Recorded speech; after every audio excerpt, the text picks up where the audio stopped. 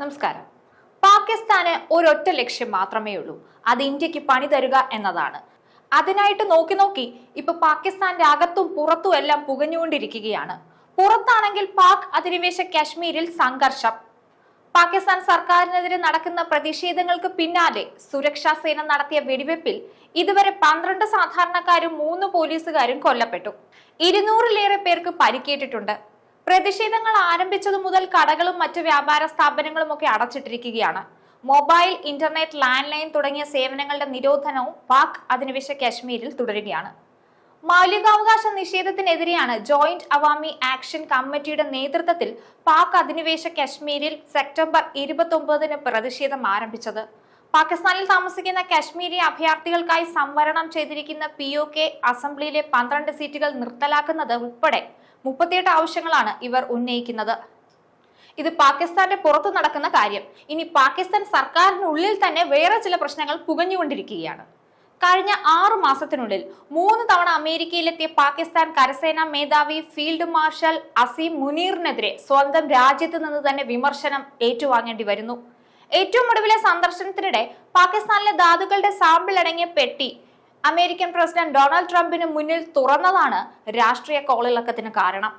രാഷ്ട്രീയമായി പാകിസ്ഥാന് നാണക്കേടായി മാറിയ പ്രവൃത്തിയെന്നാണ് പാർലമെന്റിൽ ഉയർന്ന വിമർശനം. സെനറ്റർ ഐമൽ വലി ഖാനാണ് പാർലമെന്റിൽ ഇതെടുത്തു പറഞ്ഞത്.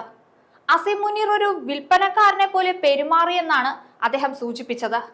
പ്രധാനമന്ത്രി ഷഹബാസ് ഷെരീഫ് നാടകീയ രംഗം കാണുന്ന ഒരു മാനേജറെ പോലെ നോക്കി നിന്നെന്നും വിമർശിച്ചു. കരസേനാ മേധാവി എന്തധികാരത്തിലാണ് വിദേശ നേതാക്കളുമായി ചർച്ച നടത്തുന്നതെന്നും ഭരണഘടനയോടും പാർലമെന്റിനോടുമുള്ള അവഹേളനമാണിതെന്നും സെനറ്റർ ആഞ്ഞടിച്ചു. നേതാക്കൾ നടത്തേണ്ട നയതന്ത്ര ഇടപെടലുകൾ എന്തുകൊണ്ടാണ് അസീം മുനീർ നടത്തുന്നതെന്ന കാര്യത്തിൽ വ്യക്തത വരുത്താനായി സംയുക്ത പാർലമെന്റ് സമ്മേളനം വിളിച്ചു ചേർക്കണമെന്ന് ആവശ്യപ്പെട്ടിരിക്കുകയാണ് നിലവിൽ. അതായത് പാകിസ്ഥാന്റെ അകത്തും പുറത്തും എല്ലാം പുകഞ്ഞുകൊണ്ടിരിക്കുകയാണ്. അമേരിക്കൻ, യൂറോപ്യൻ സ്ഥാപനങ്ങളുമായി ധാതു കയറ്റുമതിയും റിഫൈനറി പദ്ധതികളും ഉൾപ്പെടെയുള്ള പുതിയ സഹകരണ കരാറുകൾ US-ഉം പാകിസ്ഥാനും പ്രഖ്യാപിക്കാനിരിക്കുന്നതിനിടെയാണ് ഈ പുതിയ വിവാദം കൂടി ഉടലെടുത്തിരിക്കുന്നത്.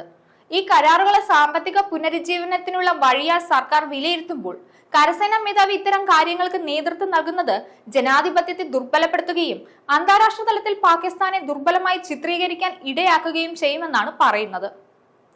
പാകിസ്ഥാന് ട്രില്യൺ കണക്കിന് ഡോളർ വിലമതിക്കുന്ന ധാതുശേഖരം ഉണ്ടെന്ന് ഷഹബാസ് ഷെരീഫ് നേരത്തെ തന്നെ അവകാശപ്പെട്ടിരുന്നു. ധാതു മേഖലയിലെ വിദേശ നിക്ഷേപം പാകിസ്ഥാന്റെ നീണ്ട സാമ്പത്തിക പ്രതിസന്ധിയെ മറികടക്കാൻ സഹായിക്കുമെന്നാണ് പാക് പ്രധാനമന്ത്രിയുടെ പ്രതീക്ഷ.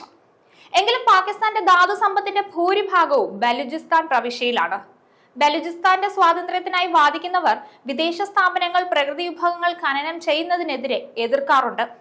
ഈ ബലൂചിസ്ഥാൻ എന്ന് പറയുന്നത് പാകിസ്ഥാന്റെ ഏറ്റവും വലിയ പ്രവിശ്യയാണ്. ധാതു സമ്പത്തിന്റെ കലവറയാണ് ബലൂചിസ്ഥാൻ. പക്ഷെ കാലങ്ങളായി അവിടെ വിഘടനവാദ കലാപം നിലനിൽക്കുന്നുണ്ട്. മാറി മാറി വരുന്ന പാകിസ്ഥാൻ സർക്കാരുകൾ തങ്ങളുടെ ആവശ്യങ്ങൾ നിരന്തരം നിരസിക്കുകയും വിദേശികൾക്ക് ചൂഷണം ചെയ്യാൻ അവസരം ഉണ്ടാക്കുകയും ചെയ്യുന്നു എന്നുള്ളതാണ് വിഘടനവാദികളുടെ വാദം. അതുകൊണ്ട് സ്ഥിരമായി ഇവിടെ കലാപങ്ങളും സ്ഫോടനങ്ങളും ഒക്കെ നടക്കാറുണ്ട്. പാകിസ്ഥാന്റെ അകത്തും ഭിന്നത രൂക്ഷമാണതിന്റെ തെളിവുകളാണ് ഇപ്പോൾ പുറത്തു വന്നുകൊണ്ടിരിക്കുന്നത്. സാധാരണയായി പാകിസ്ഥാനിൽ ഒരു സർക്കാരും കാലാവധി തികച്ച ചരിത്രമില്ല. ഒന്നുകിൽ വധിക്കപ്പെടുകയോ അല്ലെങ്കിൽ അധികാരത്തിൽ നിന്ന് പുറത്താവുകയോ ഒക്കെയാണ് അവിടെ സാധാരണ സംഭവിക്കാറുള്ളത്. മുൻ പ്രധാനമന്ത്രി ഇമ്രാൻഖാന്റെ കാര്യത്തിലും സംഭവിച്ചത് മറിച്ചല്ല. എന്തായാലും പുകഞ്ഞുകൊണ്ടിരിക്കുന്ന ഒരു അഗ്നിപർവ്വതമാണ് പാകിസ്ഥാൻ എന്ന് പറയാതെ വയ്യ. എപ്പോ വേണമെങ്കിലും പൊട്ടിത്തെറിക്കാം. അതാണ് പാകിസ്ഥാന്റെ ഇപ്പോഴത്തെ അവസ്ഥ. ഒരു വശത്ത് POKയിൽ പ്രക്ഷോഭം. ഇനി പാകിസ്ഥാന്റെ സർക്കാരിനുള്ളിലാണെങ്കിൽ പലതരത്തിലുള്ള ഭിന്നതയും അധികാരത്തിനായുള്ള വടംവലിയെല്ലാം നിലനിൽക്കുന്നു. പാകിസ്ഥാൻ സർക്കാർ വീഴാനുള്ള സാധ്യത രാഷ്ട്രീയ നിരീക്ഷകർ തള്ളിക്കളയുന്നില്ല. നല്ലതൊന്നും പറയാനില്ലാത്തൊരു രാജ്യമാണ് പാകിസ്ഥാൻ. ദാരിദ്ര്യം കേറി മുടിഞ്ഞു. ഒരു വശത്ത് ഭീകരവാദം, മറുവശത്ത് പട്ടിണിയും തൊഴിലില്ലായ്മയും രോഗങ്ങളും. അങ്ങനെ പാകിസ്ഥാൻ നിരന്തരം പ്രശ്നങ്ങളിലൂടെയാണ് കടന്നുപോയിക്കൊണ്ടിരിക്കുന്നത്. എന്തായാലും പാകിസ്ഥാൻ സർക്കാർ ഉടനെ വീഴുമോ, ഈ കലാപങ്ങളൊക്കെ കെട്ടടങ്ങുമോ എന്ന് കാത്തിരുന്ന് കാണാം. ന്യൂസ് ഡെസ്ക് ഈനാട് മലയാളം.